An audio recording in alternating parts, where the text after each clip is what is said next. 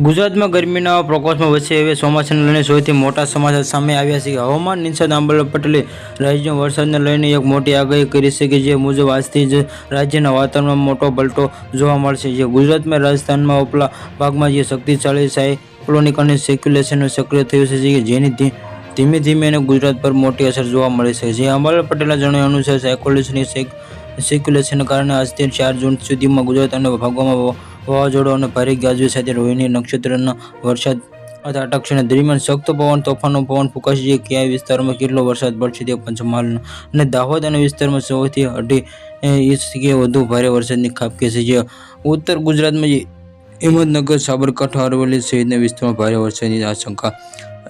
અન્ય ભાગોમાં હળવો થવાથી મધ્યમ વરસાદની પણ પડી શકે છે. જે વડોદરામાં, દક્ષિણ ગુજરાતમાં અને બરોડા જે દક્ષિણ ગુજરાતના ભાગોમાં 1 ઇંચથી વધુ વરસાદ પડે છે.